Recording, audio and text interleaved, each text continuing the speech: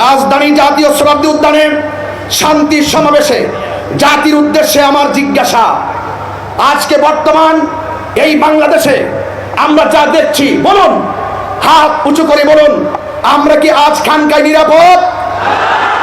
আজকে আমরা কি রাজপথে নিরাপদ? আমরা কি অফিসে নিরাপদ? আমরা কি রাস্তায় নিরাপদ? আমরা এতই নির্লজ্জ, আমাদের সমাজের কিছু মানুষ এতই নির্লজ্জ, বেহায়াপনায় নিমজ্জিত হয়েছে, যারা রাসূল পাকের শুভ আগমনের দিনে, শুভ আগমনের চাঁদে তারা এই দুনিয়ার উপরের মানুষগুলো ওই হায়নাদের কাছে যেমন নিরাপদ না, তাদের কাছে আজকে অন্ধকার কবরে যারা চিরদিনের জন্য চলে যায়, সেই লাশ পর্যন্ত ওই হায়নাদের কাছে নিরাপদ না। জাতি আজ কি দেখছে বাংলাদেশে? আমি অন্তর্বর্তীকালীন সরকারকে দায়িত্বহীন কণ্ঠে শুধু এই বাংলাদেশের ঢাকার জাতীয় শতাব্দী উদ্যান থেকে দায়িত্বহীন কণ্ঠে বলতে চাই, অনতিবিলম্বে এই সমস্ত ন্যাক্কারজনক ঘটনা যারা ঘটিয়েছে তাদেরকে আইনের আওতায় আনতে হবে, ঠিক কিনা বলেন?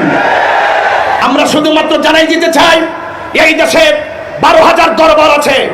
আহলে সুন্নাত ওয়াল জামাত বিচ্ছিন্ন নয়। আজ আহলে সুন্নাত ওয়াল জামাত সকল পীর মাসেক সব অঙ্গ সংগঠন আজ ঐক্যবদ্ধ, ঠিক কিনা বলেন?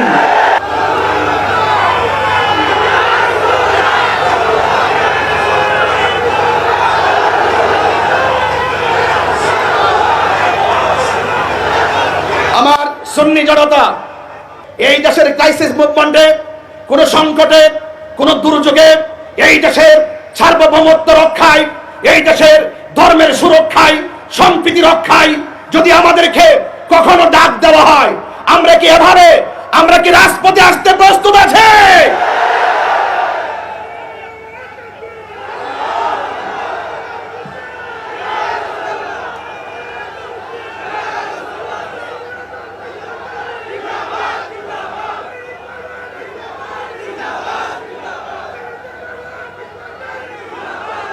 আমার ভাইয়েরা, আখিরি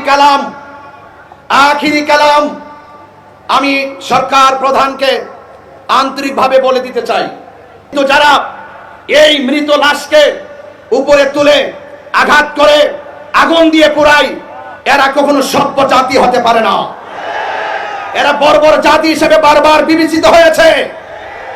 আমি মনে করি বিগত দিনে, গত 2024 5ই আগস্টের পরে আমাদের এই দেশে যেইভাবে আমাদের 90টি মাজার ভাঙচুর করা হয়েছে, ওই সময় যদি ওই ধর্মান্ধদের লাগাম টেনে দেওয়া হতো, তাহলে আজকে কবরের লাশের গায়ে আগুন ধরাতে পারত না। কথা বলে ঠিক কিনা?